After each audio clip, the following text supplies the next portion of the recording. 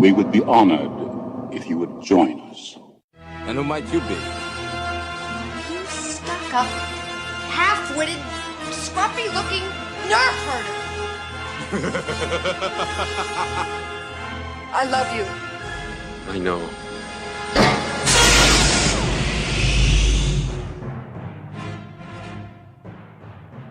Hello and welcome to the Carbonite Chamber. This is a new show brought to you by me, and it's going to be an interview show, and I'm going to have guest people from the community. And to start things off, I've got the one, the only, Fullyops, Andy Hornby, straight back from Worlds. Say hello, Andy. Hello, Andy. Hi, Anton. Hi. Andy, so Worlds, third time. Third time's a charm. Yep. How was it? It's always amazing. I'll say it every year. I think the first year I went was because I didn't know how good I was at the game. I wanted to go out, see new people, and see how good I really was. Every time since then, it's been about seeing all the good friends you make out there. So it's just an excuse to go and have a bit of a lads' holiday, see all your good friends, have a laugh, and coincidentally play some games. So it's always amazing. Worlds is always an amazing experience. So Andy, what games did you play during Worlds? I was lucky enough to, with the whole FFG ticket issues, we'll say, I was actually lucky enough to get tickets to play Star Wars, the card game, Star Wars LCG, Imperial Assault, and Game of Thrones 2.0 Joust. I had to call upon Tom to actually, my PayPal died when I was ordering those tickets, so I had to get Tom to order one of them for me. But yeah, those three, and they're pretty much the only FFG games I play these days, I think. I sold my Netrunner collection, I sold my Conquest collection. I really think that does just leave those three. Still good free games to have. Yeah, I think I've got X-Wing in the background somewhere, but I don't play it competitively. So. Right, so quickly, briefly go through Thrones first. How was that for you? One of the newer games. Good choice. Thrones was actually the first one that happened. I got there. I landed on the Tuesday afternoon, and Thrones was kicked off straight away on the Wednesday morning for 8 rounds of Swiss. It's a long day. Thrones is a long day. The games themselves are pretty quick because you don't have to jam 2 games into a round. You don't have to reshuffle a deck and reset up and all that good stuff.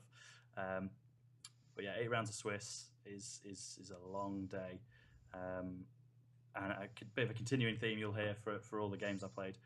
I basically played the decks I've been playing for about 6 to 8 months, just because I wasn't really around for a lot of testing before Worlds happened. So I ran Lanny with Greyjoy, and I went 4-4.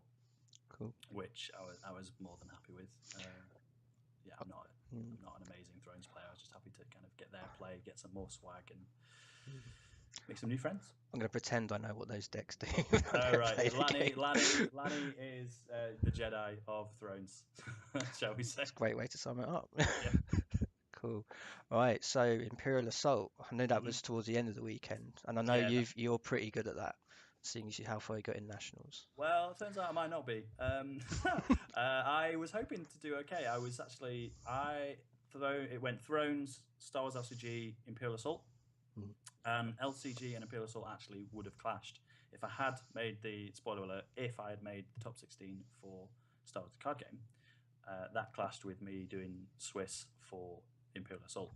And I was speaking to my mates beforehand and the people I was sharing a hotel with, that I don't know what I would do in that situation, because I thought I had a better chance at top cutting IA, having already done it 1-for-1 previous years, than I did in Star Wars. So I was hoping I'd do quite well. But again, I think the fact that not playtesting very much, if at all, before Worlds for any of the games, I just took the kind of Rebel, Luke, Leia twins list with Saboteurs and support that I've always done well with. And I think the meta has moved on a little bit to punish them. So I went 3-3, only 6 rounds of Imperial Assault. It's not quite as popular game as Thrones. But yeah, 3-3 again. Happy with that. A bit disappointed I didn't make the cut, but definitely learned a few lessons, and I will be moving on from the twins list and trying some other builds out for sure. Cool. Right, so the big important one that we've all come to talk about. Yep. Star Wars LCG. Yeah. So let's start from the beginning then. Preparation and the decks you took. Preparation next to none. Just ask Tom. I mean, usually for the past few years when I've gone to nationals or worlds, I'm usually on Skype. Yep. Pretty much every night, either with you guys, Anton, Neil, JP over here in the UK, or with Mick and Tom over in the US. So playtesting, and that just didn't happen. If you looked at my Facebook chat history with Tom, it's basically a lot of messages from him at kind of midnight my time saying, "Yo, bro, you alive?"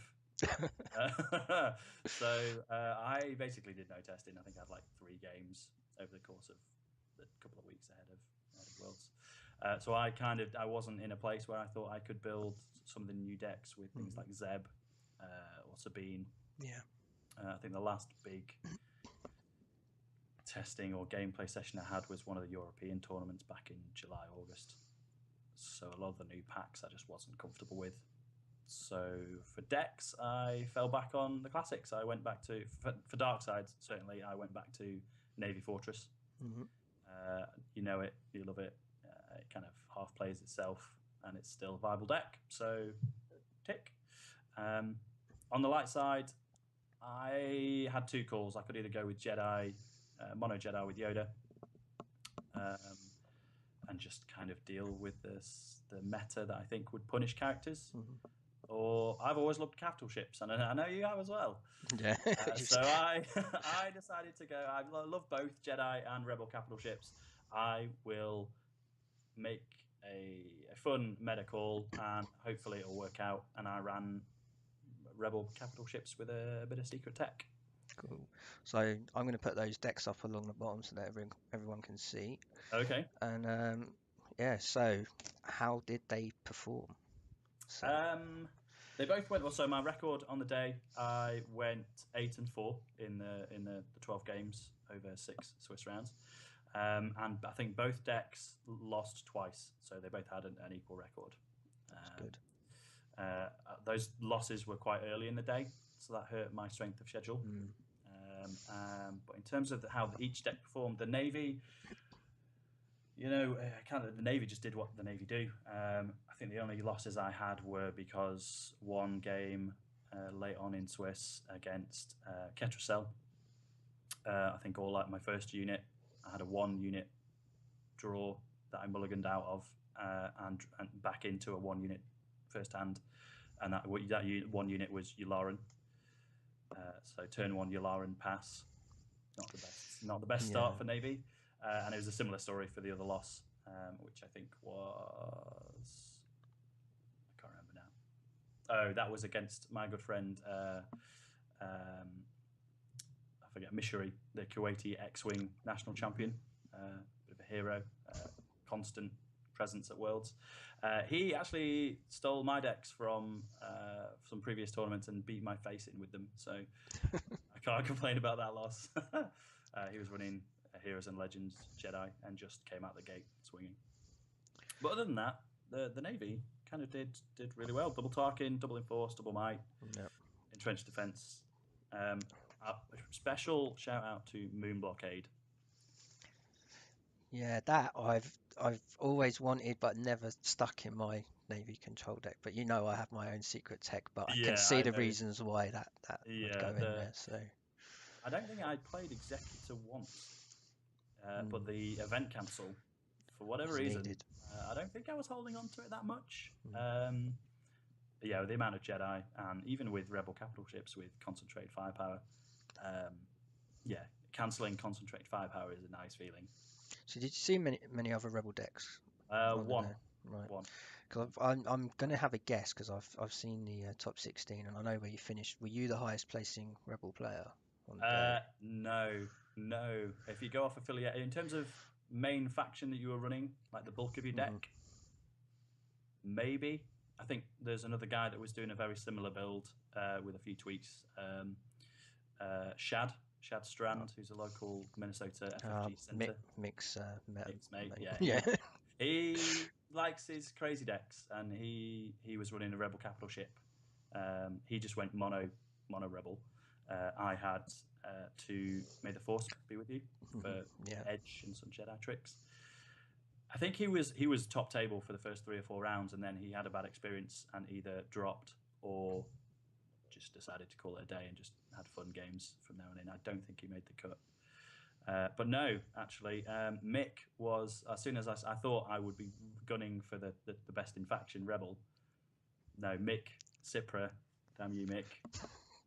He ruined that dream as soon as he basically decided he was obligated to run his Kyle. You don't see that very often, do you? But no. I guess, he had to run it, didn't he? So, spoiler alert, Mick Cipra's 2014 world champion, he designed a Rebel Kyle Katarn that is quote-unquote bad. I think he's okay. It's the rest of the set which is... He's in the kind of set that you wouldn't usually associate with taking to Worlds. Yeah. But Mick has a habit of putting those pods in his deck and winning with them. So Mick was constantly up at table 1, 2, 3.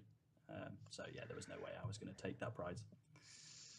So where did you finish in the end? 18th. So there were, if memory serves, there were everyone from like 4th place down to 18th. We were all on the same record, all on 8 and 4. And basically 2 of us, myself and John Heath Clark, we just lost a couple of games early on in the day against lower level opponents, and that just hurt our strength of schedule. Yeah, I was following John's journey as he was posting up on Facebook all his cards to depict his story. It was a sad tale, but congratulate to both of you, especially you, sir. Well done. It's a great showing, and I envy you so much for being able to go over there and play with those people. We'll get you over there one day, Anton. One day, I'm gonna take that nationals and get my ticket. And knowing you'll turn up first time and just roll the whole. I'll try. If not, I'll just I'll drink them under the table. This is true. we did contemplate after Swiss. We did think, should we go to the bar and get videos of everyone doing a shot and send it back to Anton? But Swiss finished at about 12:30, so we decided against that.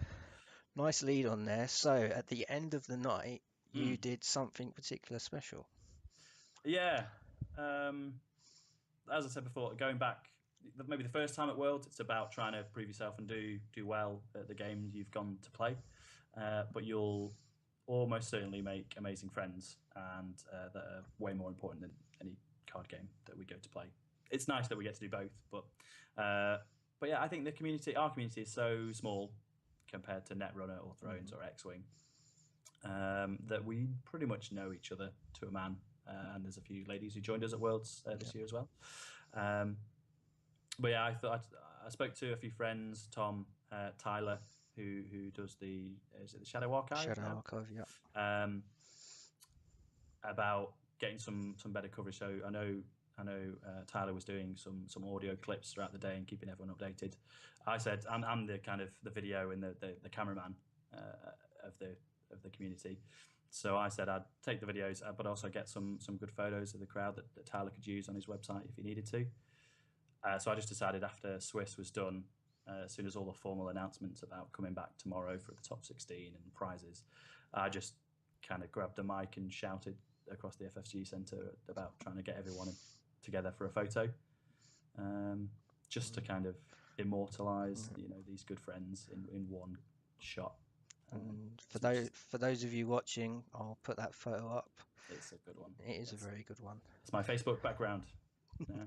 I think what's special about it from people I know through the game, and even though I haven't met any of these people before, I feel like I know them just because of the Facebook groups, the Skype groups, working with you and some of these guys, following them on Twitter. There's a special bond between us all, I think. Yeah. Especially you're so active in the community as well. I mean, you know more people than I do, I'm pretty sure. So, yeah. coming Right. Yeah.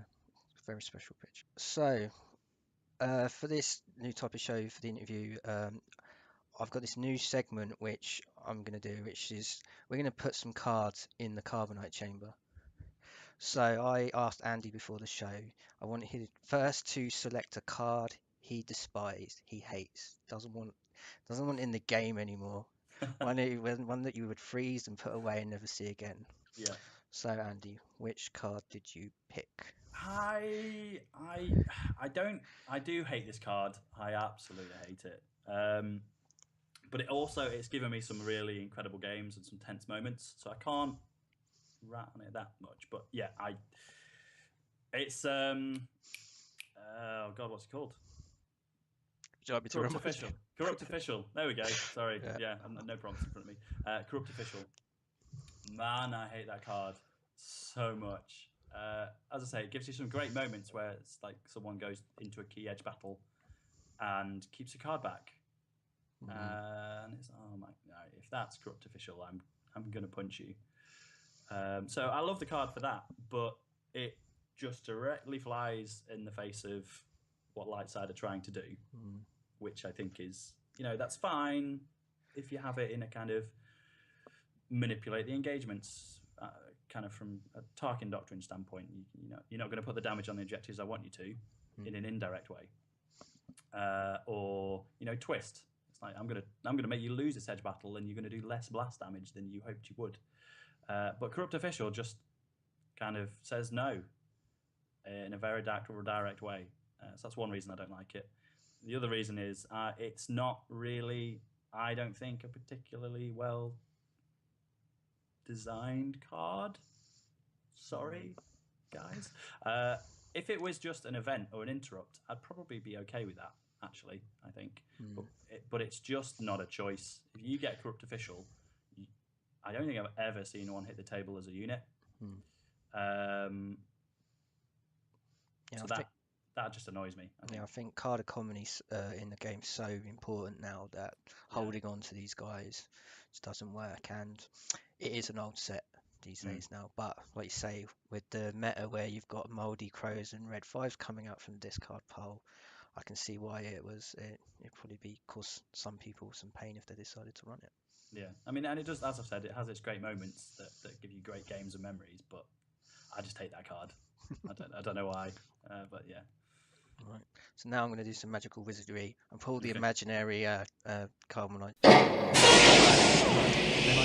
I asked you to pick a card you love, one that you would freeze and have as your prized possession, put up on the wall, just like in Jabba's Palace.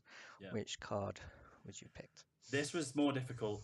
There were 2 or 3 that kind of made the shortlist, and I'll give those briefly. One was basically any Obi-Wan. I love those character cards. They're so flavorful, and they tie really well in with the second contender, which was Heroes and Legends, which probably gave me more tournament wins than I'd care to imagine.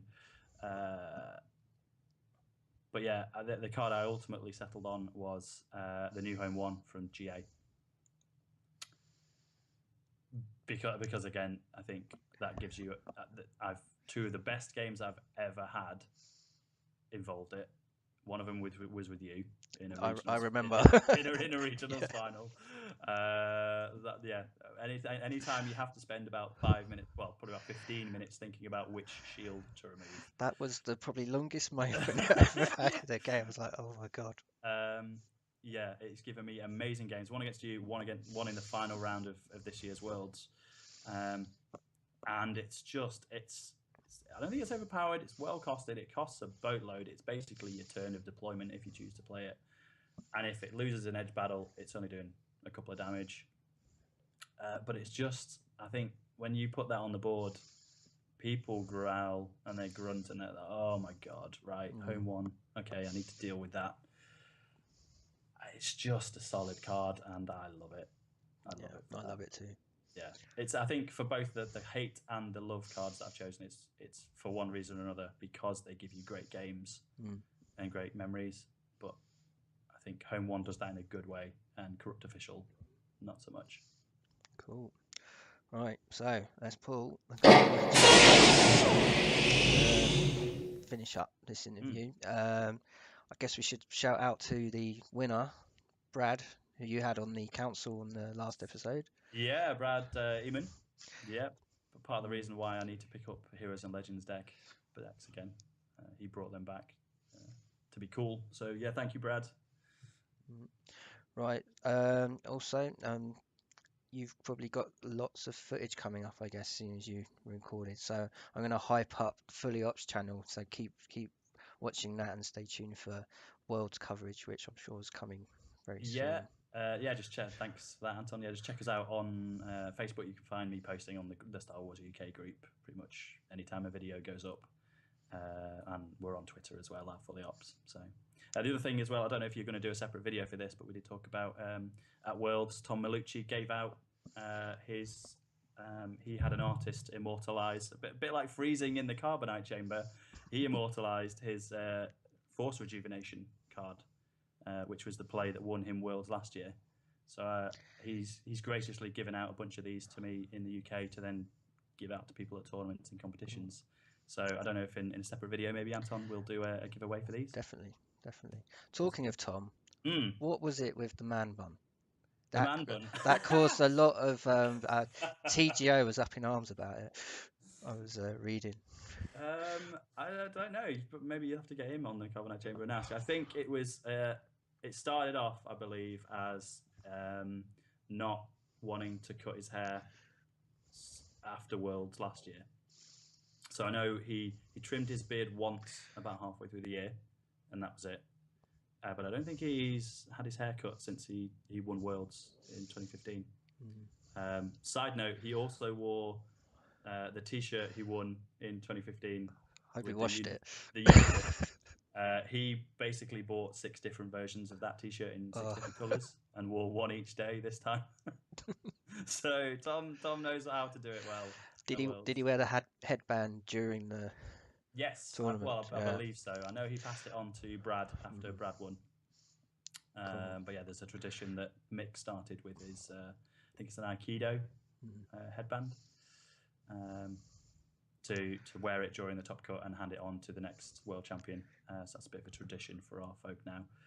I was playing Imperial Assault Swiss whilst that was going on, but I'm sure Tom did wear it, and I know he gave it to Brad. So, did you get involved in any of the Star Wars pogs? I hear there's Star Wars pogs going. I did once. I was. I think they came over to where Imperial Assault had been happening with their pogs, and just so I could A, congratulate Brad, and B, yeah, Tom said have a go at pogs, and I just, no finesse, I just threw the metallic force corn as hard as I could and almost broke the table. So they didn't let me touch it after that. Cool. Well, Andy, thanks for being my first guest on this. You're an inspiration to me and in my adventure into the world of YouTube, and I'm glad to have you on as my first guest. Any shout outs you want to give to anyone? To Anton, I mean, it's you've been in. I'll swing it back on you. You've been an inspiration in terms of keeping the content going and staying involved with the community and the game we love. So thank you for continuing to do this. I was going to say it's been a bit of a trip down memory lane for us on Carbonite, Frozen in Carbonite. Yeah, this is where it all began. This is where we first met, I think. So yeah, maybe we'll do something like that about that to do with the giveaway. Cool. Right, so for everybody else, if you want to take part in the Carbonite Chamber, you can message me and I will arrange to try and get more of the community on here to discuss anything you want and put some more cards in the Carbonite Chamber. Anyway, thanks for watching, everyone, and keep in touch with new videos soon. Goodbye. See you.